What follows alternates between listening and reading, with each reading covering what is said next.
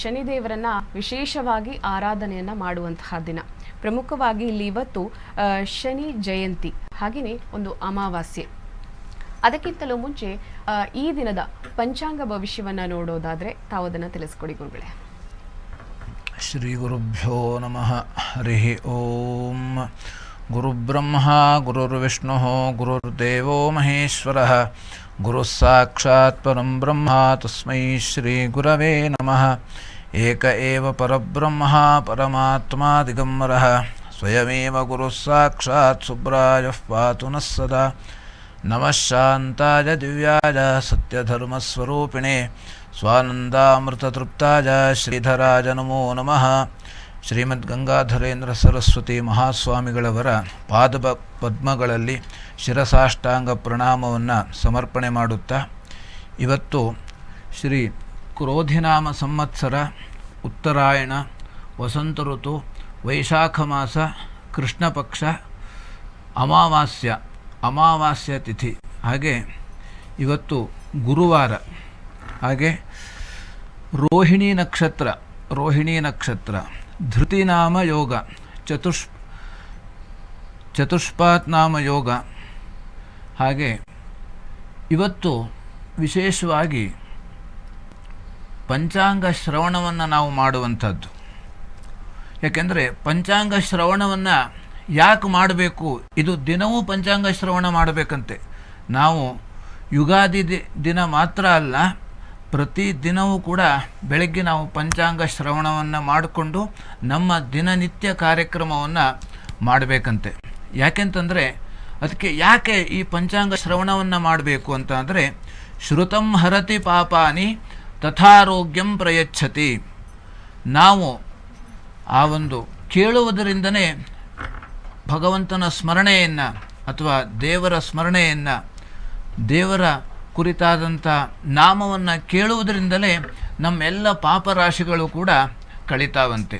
ಅದಕ್ಕೆ ತಿಥೇಶೈಶ್ವರ್ಯಮವಾಪ್ನೋತಿ. ನಮಗೆ ಒಂದೊಂದು ಪಂಚಾಂಗ ಅಂದರೆ 5, ಅದು ನಮಗೆಲ್ಲ ಗೊತ್ತಿದ್ದ ಹಾಗೆ ತಿಥಿ, ವಾರ, ನಕ್ಷತ್ರ, ಯೋಗ, ಕರಣ, ಇದು ಸೇರಿ 5 ಪಂಚಾಂಗ ಆಗ್ತದೆ. ಅದಕ್ಕೆ ಹೇಳ್ತಾರೆ ತಿಥೇಶ್ ಐಶ್ವರ್ಯಮವಾಪ್ನೋತಿ. ನಾವು ಇವತ್ತಿನ ತಿಥಿ ಯಾವುದು? ಅಮಾವಾಸ್ಯೆ. ಇವತ್ತಿನ ತಿಥಿಯನ್ನು ಕೇಳುವುದರಿಂದ ಐಶ್ವರ್ಯ ವೃದ್ಧಿ ಆಗ್ತದೆ ಅಂತ ಹೇಳಿದ್ದಾರೆ ಶಾಸ್ತ್ರದಲ್ಲಿ.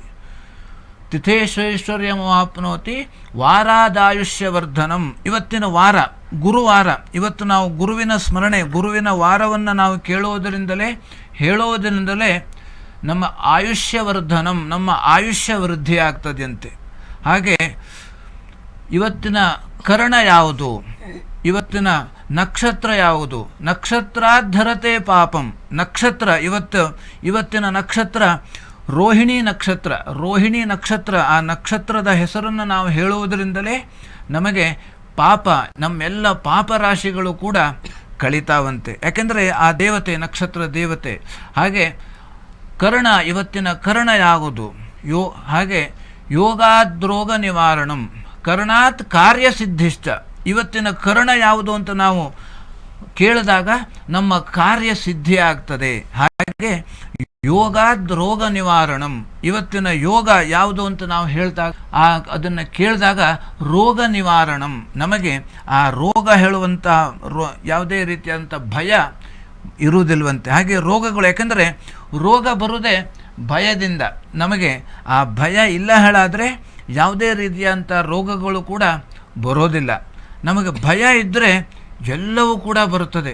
ಅದಕ್ಕಾಗಿ ನಮಗೆ ಯಾವುದೋ ರೀತಿಯಲ್ಲಿ, ಅದಕ್ಕೆ ಯಾರೋ ಹಿಂದೆ ಹೇಳಿದಂಥ ಒಂದು ಘಟನೆ ನೆನಪಾಗ್ತದೆ ಆ ಭಯ ಅಂತ ಬಂದಾಗ. ಯಾಕೆಂತಂದರೆ ನಮ್ಮಲ್ಲಿ ಹೀಗೆ ಎಲ್ಲೋ ಕೃಷಿ ಕೆಲಸ ಮಾಡಬೇಕಾದ್ರೆ ಒಬ್ಬರಿಗೆ ಹೀಗೆ ಒಂದು ಹಾವು ಕಚ್ಚಿತ್ತಂತೆ. ಅದು ಕಚ್ಚಿ ಒಂದು ವಾರ ಆಯಿತು, 15 ದಿವಸ ಆಯಿತು, 1 ತಿಂಗಳ ಆಯ್ತಂತೆ. ಅವರೇನೋ ಆವತ್ತು ಕಚ್ಚಿದ ದಿವಸ ಕಂಡಿತು ಅವರಿಗೆ, ಏನೋ ಕಚ್ಚಿದೆ ಅಂತ ಅಂದ್ಕೊಂಡ್ರು. ಹಾಗೆ 15 ದಿವಸ ಆದಮೇಲೆ ಆ ಹುಲ್ಲನ್ನು, ಆ ಕಚ್ಚಿರೋ ಅಲ್ಲಿ ಇರುವಂಥ ಜಾಗದಲ್ಲಿ ಆ ಹುಲ್ಲು ಗೊಣಬೆ ಅಂತ ಹಾಕಿದ್ರು ಅವರು ಕೃಷಿ ಹೊಲದಲ್ಲಿ. ಅದನ್ನು ಏನೋ ಕ್ಲೀನ್ ಮಾಡಬೇಕು ಅಂತ ತೆಗೆದಾಗ ನೋಡ್ತಾರಂತೆ ಅಲ್ಲಿ ಆ ನಾಗರ ಹಾವಿತ್ತಂತೆ.